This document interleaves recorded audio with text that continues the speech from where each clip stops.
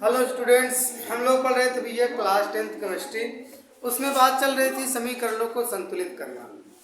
Next lecture में तो हमने पढ़ लिया कि समीकरण को, जो रासायनिक समीकरण होता है वो लिखा रहता है और केवल उसको क्या करना रहता है, संतुलित करना रहता है।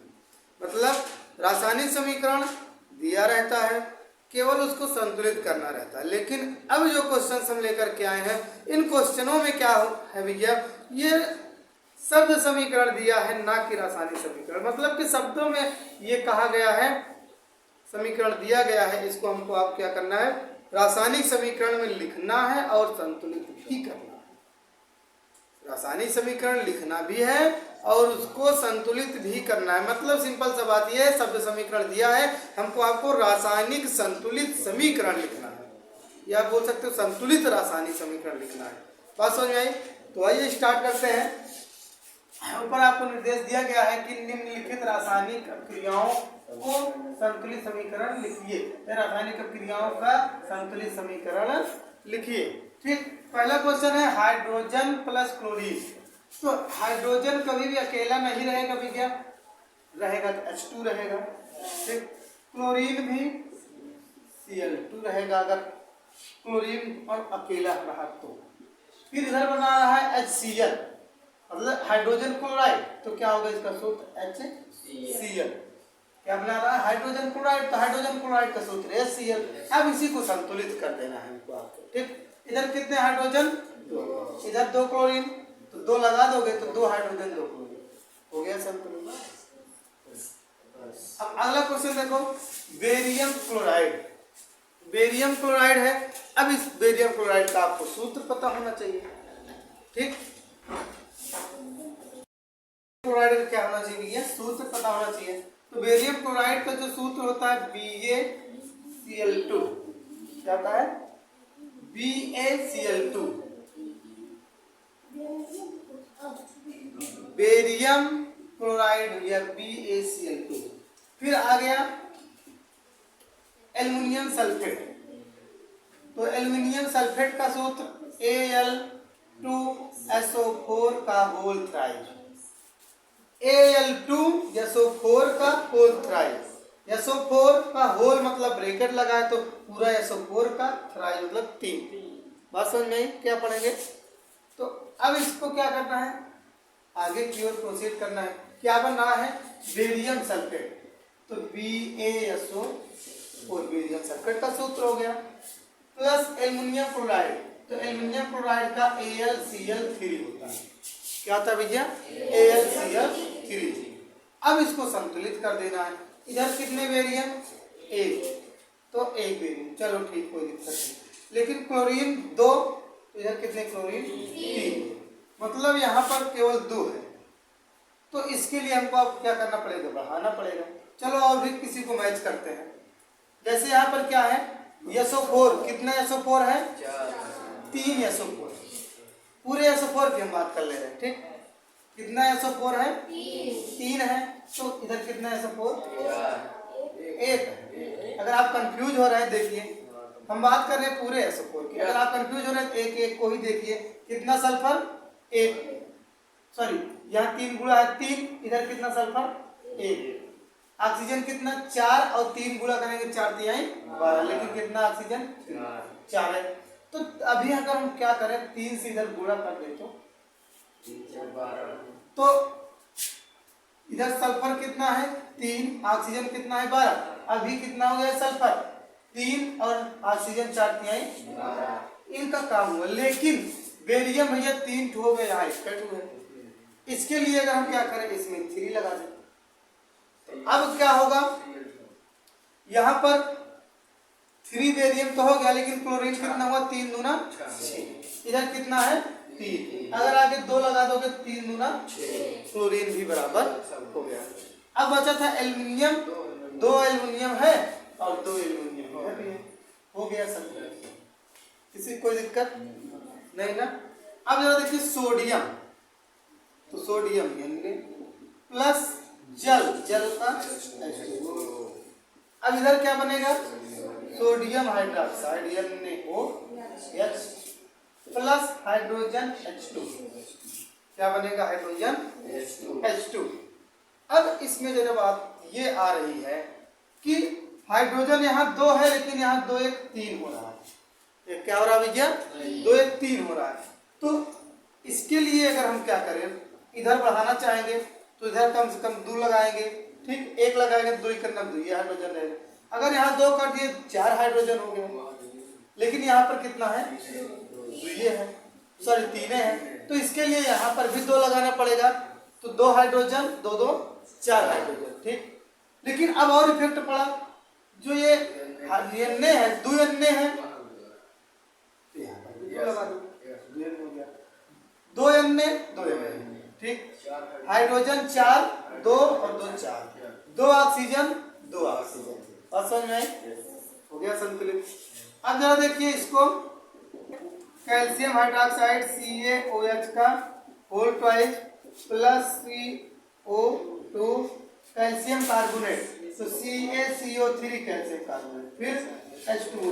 अब जरा देखिए आप मैच करिए, कैल्शियम कितना है? 1, कैल्शियम 1, और hydrogen 2, hydrogen 2, carbon sorry oxygen 2 1 3, oxygen 3 3 4, ठीक। तो ऑक्सीजन तो संतुलित नहीं है, और बाकी कार्बन तो कार्बन संतुलित है। ऑक्सीजन को संतुलित करने के लिए अगर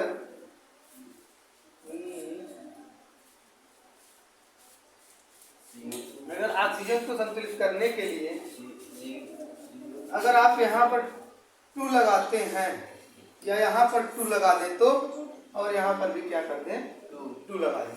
देखिए 2Ca 2 कैल्शियम 2 कैल्शियम, लेकिन कार्बन पर भी फिर इफेक्ट पड़ जाएगा, तो इसके लिए यहाँ पर भी 2 लगा दें अगर, तो 2 कैल्शियम 2 कैल्शियम, और ऑक्सीजन जो है 2 दूना 4 4 4 8, 3 दूना 6 6 7, और यहाँ क्या कर दें?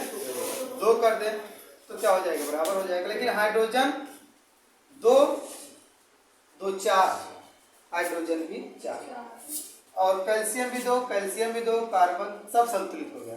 फिर से मैच करिए, आप देखिए कैल्शियम इधर कितना है? 2, कैल्शियम इधर कितना है? 2, चलो ऑक्सीजन 2 एकम 2 दूना 4, और 4 4 8, तो ऑक्सीजन कितना है? 8, और यहाँ 3 दूना 6 2 8, ऑक्सीजन भी कितना है? 8। फिर उसके बाद क्या करिए आप, हाइड्रोजन की बात करते हैं। हाइड्रोजन कितना है? 2 दूना 4, ठीक। इधर कितना हाइड्रोजन है? 4, ठीक। चलो अब बात करते हैं किसका? कार्बन। कार्बन कितना है? 2। ये 2 केवल ऑक्सीजन में लगा, कितना कार्बन? 2, ये 2 लगा हुआ, कार्बन कितना हुआ? हो गए सभी संतुलित। किसी को कोई दिक्कत अब नहीं होनी चाहिए। तो इसको एक बार आप नोट करें, फिर उसके बाद हम आगे बात करते हैं।